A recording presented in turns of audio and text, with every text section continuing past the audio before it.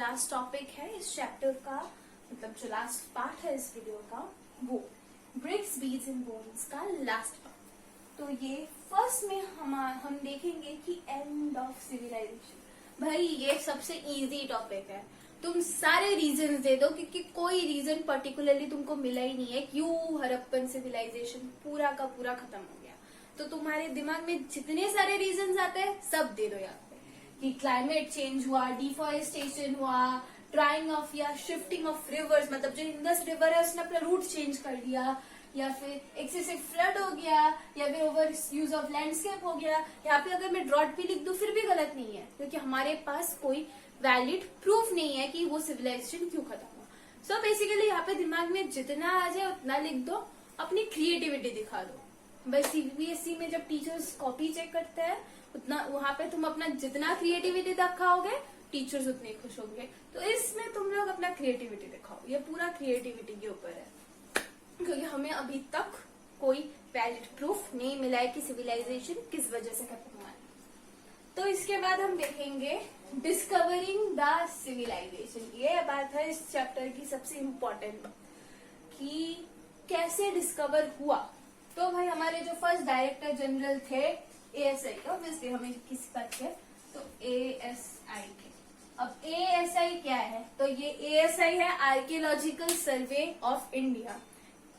ये जो 2020 का पेपर था हिस्ट्री का, वहां पे आया था कि कौन से ऐसे सर्विस, मतलब कौन सा एक जगह है जिससे हमें पता चलता है कि जो मतलब हड़प्पन सिविलाइजेशन में कौन सा ऑर्गेनाइजेशन हमें इन्फॉर्म करता है। तो भाई वो है एएसआई।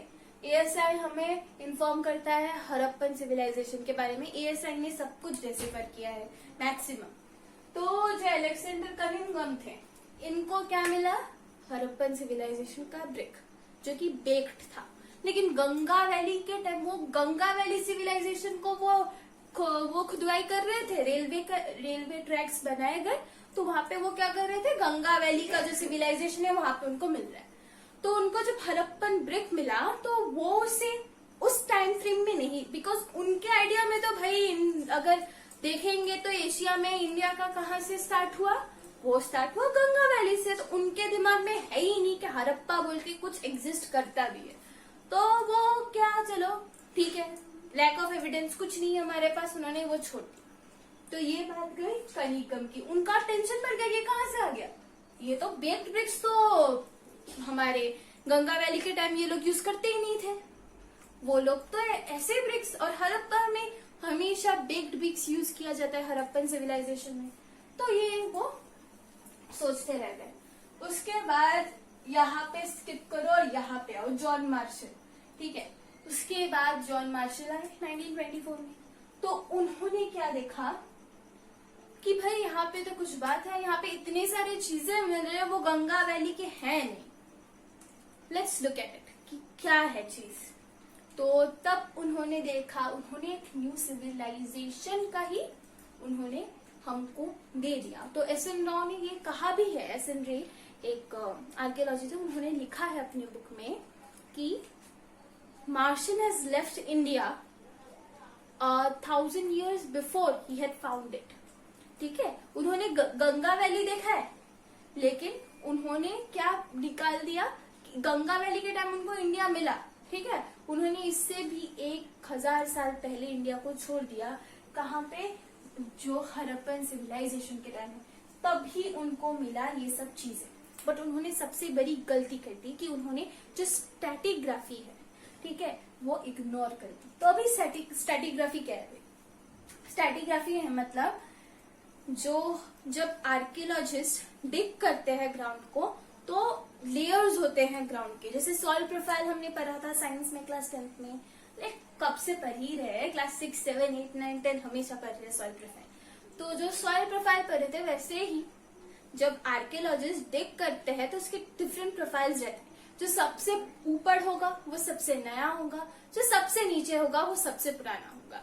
इस तरीके से हमें जो डिग करना पड़ता है जनरली, इसे स्ट्रैटिग्राफी कहते हैं। मगर इन्होंने इसे फॉलो ही नहीं किया, उन्होंने जस्ट डिग करते गए, इसीलिए बहुत सारे चीजें खराब भी है और बहुत सारे एविडेंसेस, जो टाइम रिलेटेड एविडेंसेस है, वो हमें नहीं मिली। हम एग्जैक्टली उसे टाइम फ्रेम में नहीं बैठा पाए। तो ये भाई इनकी जो गलती है वो किन्होंने देखा था। बात ये है कि उस टाइम सिर्फ ये लोग ही थे इतने एडुकेटेड, इनको पता है सब कुछ, बाहर से आए और इंडियंस तो भाई ठीक है, ये लोग बाहर से आए, यही जो कर रहे हैं वही ठीक है। लेकिन इनकी जो गलती है वो सुधारी REM वीडर ने। ये 1944 में ये बन के आए डायरेक्टर जनरल ऑफ ASI, और तब उन्होंने कहा कि ये डेंजरस मिस्टेक है, ये हिस्ट्री और जो आर्किटेक्चर है इससे खिलवाड़ है, आर्कियोलॉजिस्ट ये कर ही नहीं सकते हैं, क्योंकि ये अगर हमने फॉलो ही नहीं किया तो आर्कियोलॉजिकल जो एविडेंस है उसके साथ खिलवाड़ हो सकता है। इसीलिए ये उन्होंने कहा था कि फिर उन्होंने स्ट्रैटिग्राफी फॉलो करके डिगिंग स्टार्ट की।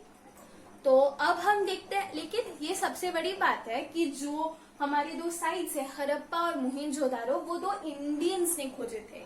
तो हड़प्पा जो फर्स्ट साइट वी से about Indus Valley civilization to be discovered was found by Dayaram Sahni, और जो मोहेंजोदारो है जो सबसे प्लान्ड हमारा अर्बन सेंटर माना जाता है, वो खोजा था रखालदास बैनर्जी ने। डेट के बारे में इतना दिमाग लगाने की जरूरत नहीं है, डेट्स पूछेंगे नहीं आपसे, बस ये याद रखिए 1944 में बने थे और ये 1924 में बने थे। तो ये डेट्स याद रखने से ही काफी है। इसके बाद हम देखेंगे जो इम्पोर्टेंट, जो इस बार सबसे ज्यादा किसी ने सोचा ही नहीं था, हमेशा सब लोग स्किप कर जाते हैं लास्ट पार्ट, वो है रिलीजन के बारे में, लेकिन यही आ गया था इस बार कि हड़प्पन का रिलीजन क्या है। तो इसे हमेशा दिमाग में रखिए कि जो क्वेश्चन आप सबसे अनएक्सपेक्टेड सोचते हैं वही क्वेश्चन आ जाता है। इस बार बोर्ड एग्जाम में ये क्वेश्चन आया था हिस्ट्री के, कि कौन सा रिलीजन, हड़प्पन का रिलीजन क्या है, हमें कैसे पता चलता है।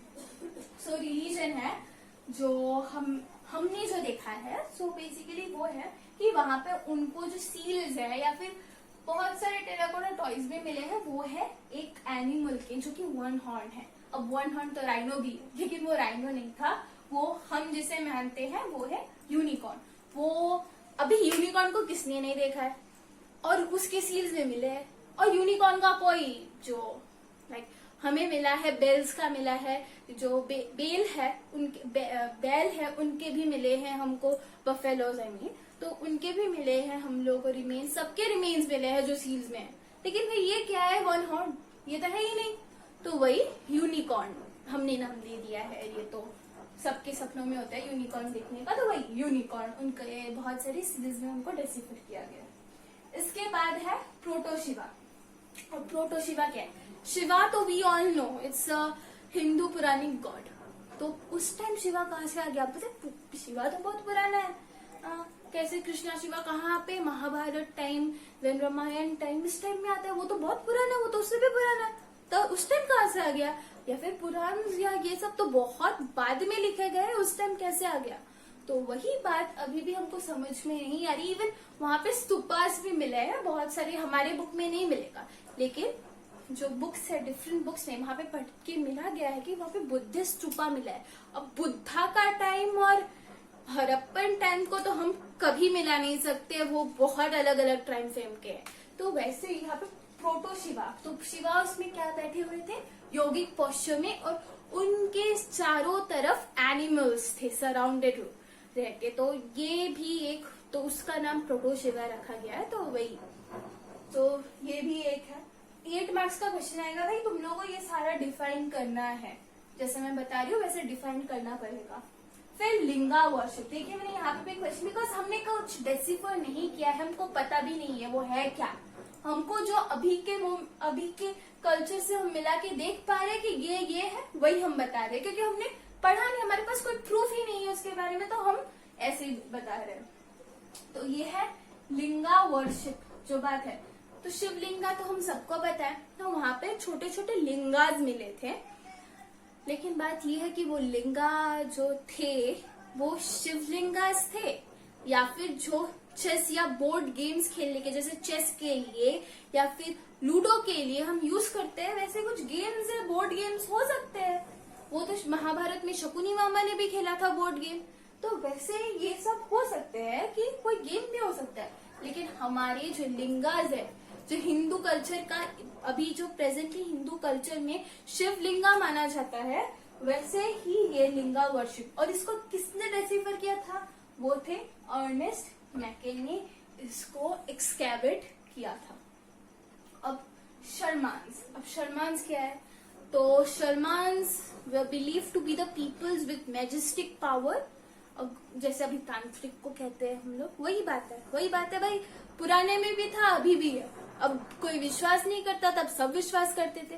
तो वही उन लोगों के पास माना जाता था कि उनके पास मैजेस्टिक पावर्स थे और वो इस यूनिवर्स में बैठ के दूसरे यूनिवर्स के लोगों के साथ बात कर सकते थे। तो यही बात है। और सबसे इम्पोर्टेंट अब जो आता है, जिसे हम सब भूल जाते हैं, लेकिन ये लिखना ही है भाई, और इसके ऊपर अच्छे से अच्छा खासा लिखना है तुमको, क्योंकि इसके बहुत सारे बड़े बड़े मॉन्यूमेंट्स डिलीट हैं। वो है मदर गॉडेस। यहाँ पे मैंने 4 स्टार लगाया बिकॉज ये बहुत इंपॉर्टेंट है।